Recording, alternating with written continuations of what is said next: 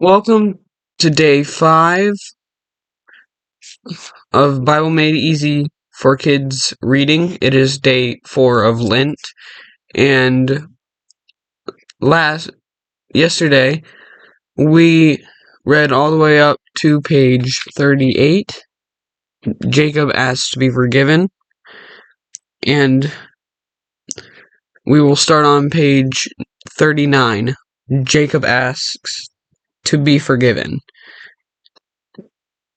However, when the wedding day came, Jacob was tricked into marrying Rachel's sister, Leah. When Jacob complained and reminded Laban about their deal, Laban explained that it was their custom to make sure the elder daughter got married first. Then Laban added, "If you work another 7 years for me, you can marry Rachel as well." So Jacob agreed to work for another 7 years, and he married Rachel some days later. When the 7 years had ended, Laban asked Jacob to keep working for him, and he paid him with sheep and goats. God blessed Jacob so much that after a few years, he owned large flocks as well as camels and donkeys. One day the Lord said to Jacob, "Go back to your land and to your family, and I will be with you." So without telling Laban, Jacob left with his 2 wives, his children, his servants, and his animals. After some time, as they got closer to home, Jacob sent messengers to tell Esau that he was coming back to make things right. But when the messengers returned, they told Jacob that Esau was on his way with 400 men. Jacob became very worried because he was afraid of what Esau might do. So Jacob prayed earnestly for God to protect him, and he reminded God of his promise to make his descendants as uncountable as sand. Which of Jacob's 12 sons were born to Rachel? Which 2 of Jacob's 12 sons were born to Rachel? See Genesis 30:22 through 24.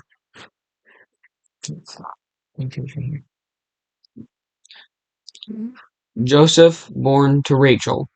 Then God remembered Rachel. He listened to her and opened her womb.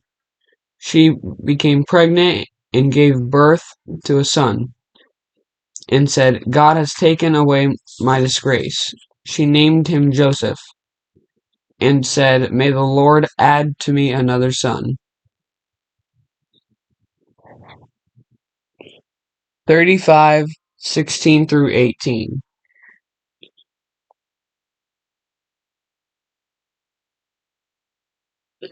Rachel dies after giving birth to Benjamin. When they moved on from Bethel, while they were still some distance from Ephrath, Rachel began to give birth and had great difficulty. And as she was having great difficulty in childbirth, the midwife said to her, "Don't be afraid, for you have another son." As she breathed her last, for she was dying, she named her son Ben-Oni, but his father named him Benjamin.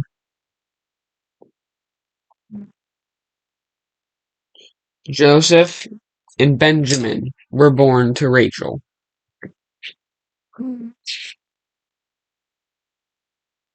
Jacob asks to be forgiven. Then Jacob prepared a special gift for Esau. He sent ahead herds of goats and sheep and camels and cows and donkeys.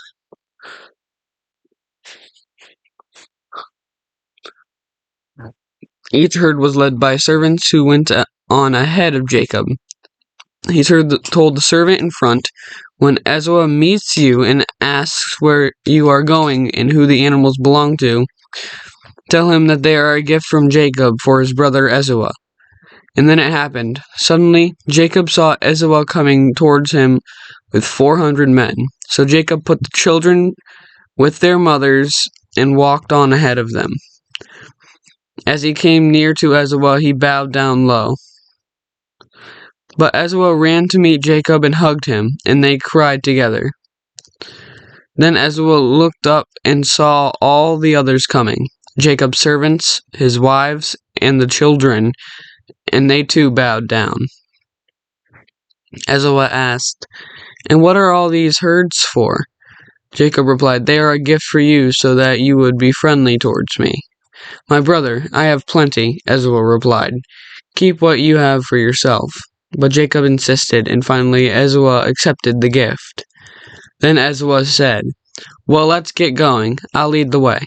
However, Jacob said that he would prefer not to go home with Ezra, and he went on to a place called Succoth, where he built a home for himself.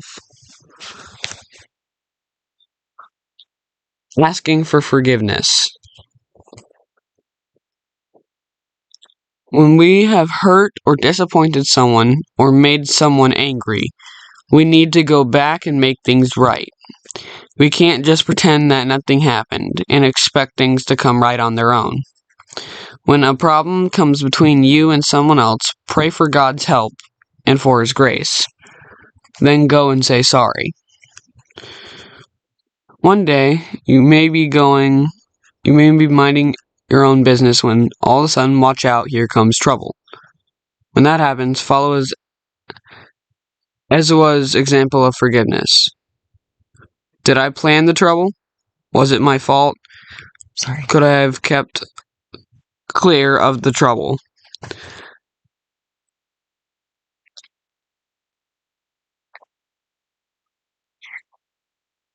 Fix it, say it, give something.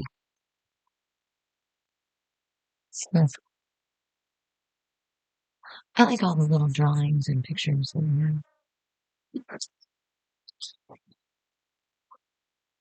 Asking for forgiveness. No one is perfect. That's why we have disagreements or we upset someone. After a blow-up, it doesn't matter whose fault it was or who started it. We need to put things right. That takes courage. The good thing is that saying sorry or forgiving someone helps to make our relationships stronger and builds character. The Lord cannot bless us the way He wants to, and we cannot grow closer to Him until we decide to make things right. See Matthew 5:23 through 24. If you are angry, first pray that the Lord will give you peace in your heart. Also ask that He will give you the love and courage to go to the person you hurt and sort things out. Say sorry. If you said something unkind or did something mean, tell the other person that you are sorry.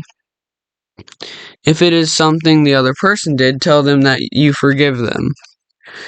If things have been going wrong for a while and you don't even know where to start, simply say that you are sorry about the bad feelings that have come between you.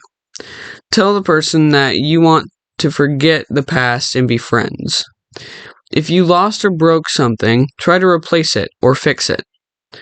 Or you could offer to make up for it in some way. If something messed, help clean it up.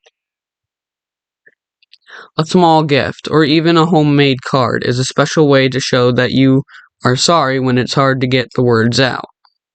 Even a hug can make it a bit easier to say the words, "I'm sorry." Noah's descendants. Descendants are children and grandchildren and great-grandchildren and so on.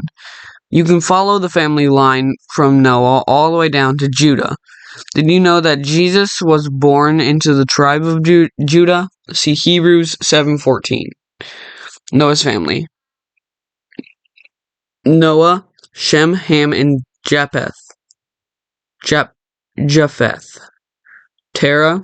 I think it's Japheth, Japheth, but I'm not sure. Jeff.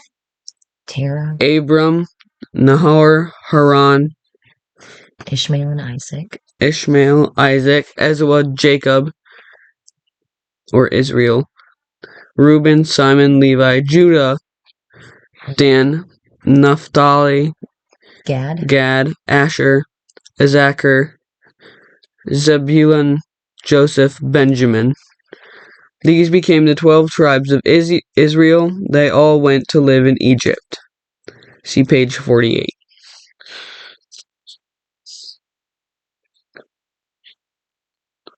Joseph becomes a slave. Jacob had many sons. In fact, he had 12 sons. Imagine if you had so many brothers living at home. At the age of 17, Joseph, the second youngest of the brothers, helped to look after his father's flocks. Joseph's brothers disliked him and were jealous of him because he was their father's favorite. What made things worse was that he had two rather strange dreams that seemed to show his family would bow down to him. One day, his father sent him to go and check on his brothers, who were herding the flocks far away. Eventually, Joseph tracked them down near a place called Dothan. When his brothers saw him in the distance, they said, "Here comes the dreamer. Let's kill him and throw him into one of those pits. Yes, we'll just say that a wild animal got a hold of him. Then we'll see what becomes of his dreams. Hang on, guys. Let's rather not take his life." So they threw Joseph into a deep water pit that had dried up. Reuben, the oldest of the brothers who had stopped the brothers from killing Joseph, planned to rescue him later and take him back to his father. Just as they were sitting down to eat, a group of travelers came past on camels loaded with spices. They were on their way to Egypt. Suddenly, Judah had an idea. Let's not kill Joseph. Let's rather sell him as a slave to those traders. So that's what they did. They pulled him out of the pit and sold him to the traders. When they got back home, they told their father that Joseph had been killed by a wild animal. The traders took Joseph to Egypt and sold him there to a man named Potiphar, who was in charge of the king's palace guard. So Joseph worked in Potiphar's home. He worked hard and did his chores faithfully. Soon Potiphar noticed that Joseph had a good attitude and saw that the Lord was with him. So he put Joseph in charge of the other servants and gave him all the important tasks to do. When Potiphar's wife noticed how handsome Joseph was, she said to him, "Come to bed with me." But Joseph refused. He knew it would be wrong. One day, Potiphar's wife made up a story about Joseph and got him into big trouble. Potiphar believed his wife's story and was so angry with Joseph that he threw him into prison. But even in prison, the Lord was with Joseph, and it wasn't long before he was put in charge of all the other prisoners. God has a plan. Joseph's life had many ups and downs, yet God had a special plan for his life, as he has for yours. For most of his early life, Joseph may not have had good news headlines. Yet, because of his faithfulness, God used him to save many people. Read all about it in the Bible. Bad news, Genesis 37:28. Joseph sold as a slave in Egypt. Good news, Genesis 39:3-4. Joseph finds favor with new master. Bad news, Genesis 39:6-20. Joseph framed and jailed. Good news, Genesis 41 1 to 32. 1 to 32. Mhm. Joseph interprets Pharaoh's dreams. Bad news, Genesis 41:27. Pharaoh's dreams point to a famine. Bad news again, Genesis 41:56-57. Joseph's family faces starvation. Good news, Joseph is in charge of the famine project. Genesis 41:33-49. Good news, Genesis 42:1-3. Joseph's brothers get food from Egypt. Bad news, Joseph gets a chance to take revenge. Genesis 42:6-21. Good news, Genesis 45:1-15. Joseph forgives his brothers. Good news, Genesis 46:1-7. Joseph's family moves to Egypt.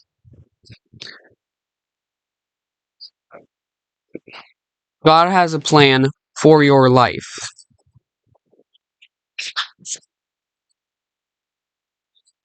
The Lord is pleased with all good and happy things in our lives, yet he notices and cares as much about the bad things that happen to us.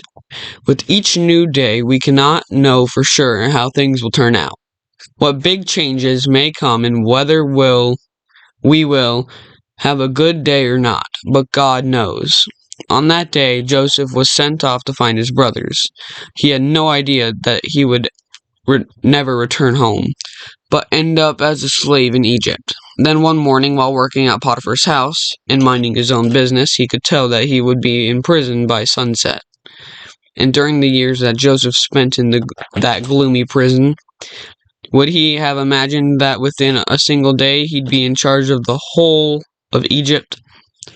The changes in your life may not be as dramatic as those in Joseph's, but they are just as important to God. God carefully works through everything that happens to you, using every light and dark color that makes up your day, until the picture of your life is complete.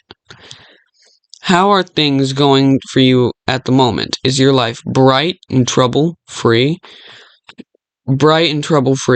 Or does it feel as you're in a dark pit with no hope of getting out? Remember this: God doesn't cause the bad things that happen to us, but he can and does use bad situations for our good.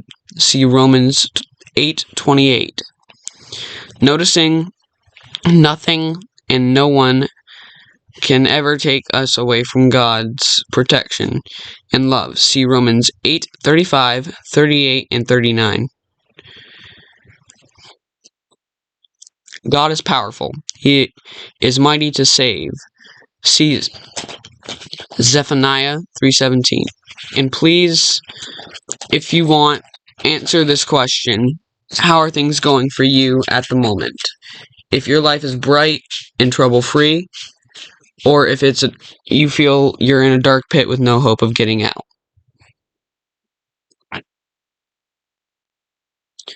God prepares a leader. Because of the famine in Canaan, Joseph's whole family, his brothers and his father Jacob, moved down to Egypt, where there was enough food. Pharaoh, the king of Egypt, even gave them the best land to live on, and so they all settled there. Many years came and went, and eventually Joseph and his brothers died. But God did not forget his promise to Abraham to make him into a great nation and give his descendants the land of Canaan to live in. And so over the years, the families of children and grandchildren that came from Abraham became a great nation, the nation of Israel. In the meantime, a new king who did not know about Joseph came to power in Egypt. Pharaoh was afraid that the Israelites would become a strong nation that would turn against them and fight them. So he forced the Israelites to work very hard without being paid. But the more the Egyptian king did not harm God's people, the more God blessed, Egyptian king did to harm God's people, the more God blessed the Israelites with many children. One day, Pharaoh ordered that all the newborn baby boys of the Israelites be thrown into the river Nile. But the parents of baby Moses laid him in a special basket and hid him among the reeds on the river bank.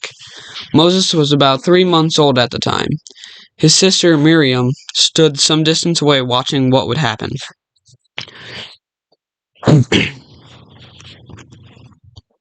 While the baby lay hidden on the bank of the Nile River, Pharaoh's daughter went down to the river to wash herself. It wasn't long before she discovered the basket in the reeds. When she opened the basket and saw the baby, she felt sorry for him. That is the last page for today that I will be reading. Tomorrow we will start on page 49. I would like to end with a prayer before I let my sister set up for her.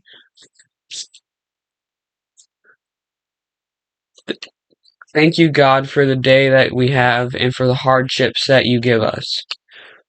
Thank you for the ups and downs we have throughout the day. O Lord, please give us grace and show us mercy throughout the day. Show us forgiveness and show us light in the darkness.